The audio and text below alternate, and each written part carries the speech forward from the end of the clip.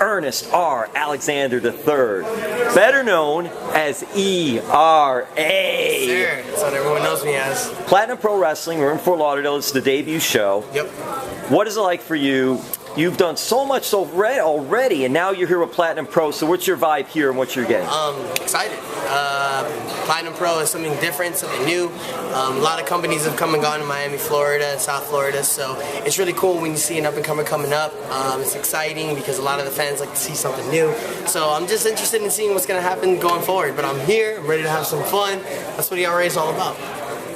Let's talk about a little bit about your background. You're a Miami kid? Yes, yes. So you're born in Miami, raised in Miami, or no? I was born in Jersey. Yeah, I lived in the New York section for a while, went down to Miami. But, you know, loved wrestling, trained in Miami, you know, did all that. So, yeah, it was pretty much Miami grown bred.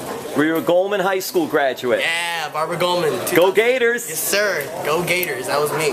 Did you play any sports when you were in high school? Yes, I did. Play some football, basketball, you know, all the jock stuff. That's what I did. I did a little bit of wrestling, but mainly it was track, football, basketball, stuff like that. What drew you then to become a professional wrestler? It was a funny story, actually. I did a little bit of backyard stuff. You know, I used to be like an R&B singer, and I did like a R&B singer? Yeah. That's how I started. I was a singer, and that's how I did entertainment. And a couple friends from school, they went to this, I think it was, oh man, I forgot. It was a Soulman Alex G training camp stuff that they did, and I went with them, and I loved it. You know, because I never thought that you can do that with wrestling. You know, I would watch it on TV, but I never really knew how to get into it.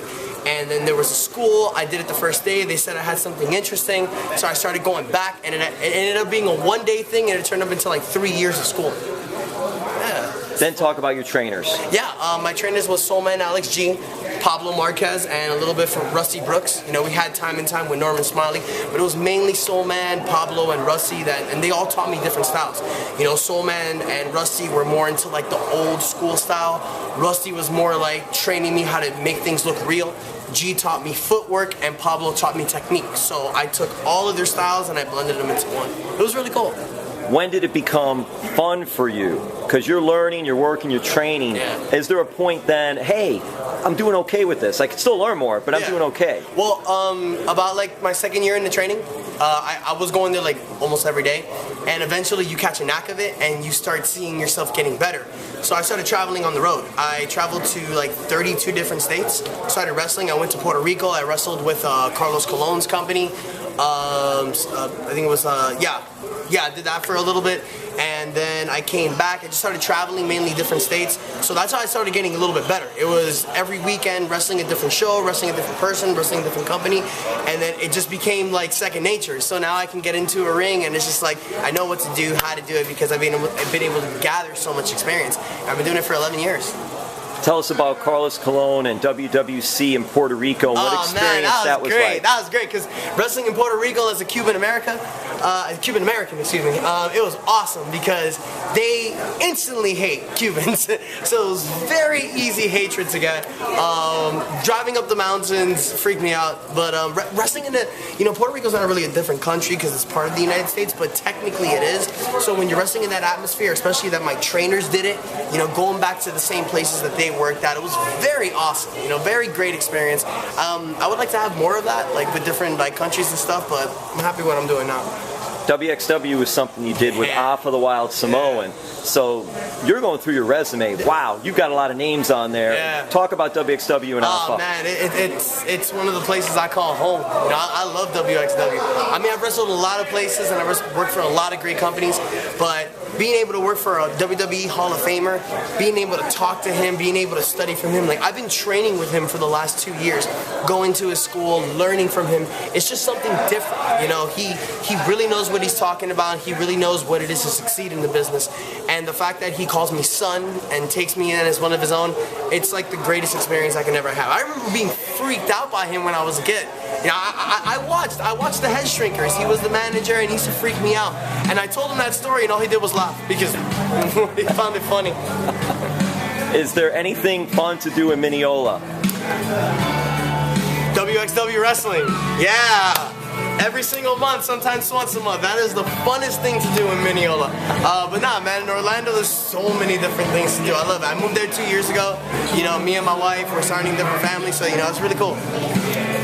Speaking of, you mentioned WWE Hall of Famer. Let's talk about WWE because you've got to do some really cool things. Oh, yeah. We'll start here with a night you appeared on Raw, correct? Yep. What was that like for you? How did that go down? The best experience I ever had in wrestling.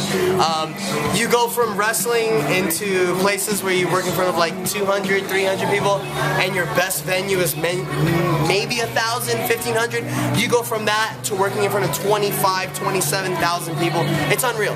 You know, I was in the ring for a lot longer than they showed. So being out there watching everybody react, everybody act different ways, and seeing Enzo and Cass come out and that reaction that everyone had, so cool. Being a part of it, being backstage, doing the whole thing, you know, it really pushes you into what you want to do in this business. And I've had my opportunities, I've had my shots. I'm going to continue getting my shots. You know, CWC's open doors, so I can just hope that I can get there pretty soon.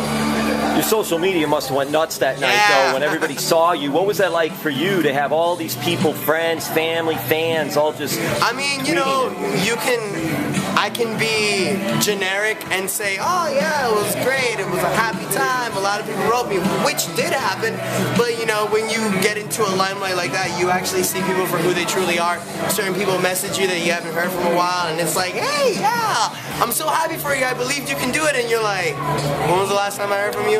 But I know I have my own circle of people who've always supported me from day one, and you know, when that happened, it was an amazing moment for all of us, and for the people that tried to come back and to gather my attention again. You know, it was funny, but overall, a tremendous experience. You know, my wife, who's been by my side for 6 years, my mom, my brothers, my dad, who recently passed away, you know, everybody that stood by my side that really was there for me from day one, they saw all of it, and you know, it was really great to see them proud of me because this business isn't easy, it's really hard to get through, so when I did that, it was kind of like an achievement for all of us, so it was fantastic, and also for WXW, because, you know, Alpha Wild Samoan, the Anawai family, they were there for me. You know, when everybody said that I couldn't do it, they were the ones telling me that I could along with my family. So it was a great achievement for all of us. Another great achievement, you've worked some NXT shows. Yeah. You also were able to work the CWC, Cruiserweight Classic. Tell me about the Cruiserweight Classic. Yeah, it was funny, man. Like, I was actually in my regular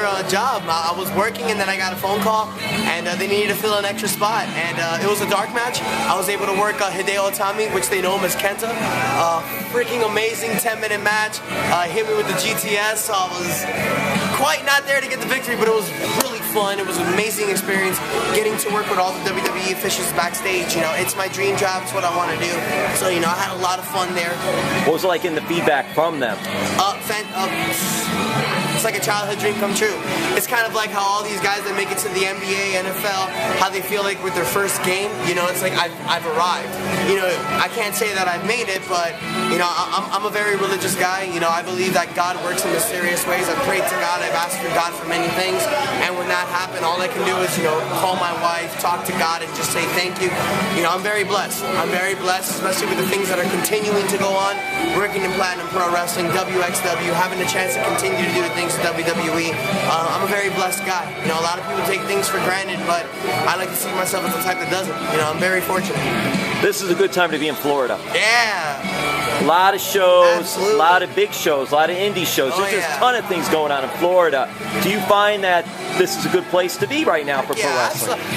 I felt that the Florida wrestling circuit has been great since 2010, since I was doing it. You know, it was really undergrounded back then, not a lot of people doing it, but when I was wrestling here in 2010, 11, 12, I was getting work every weekend. It wasn't a problem for me.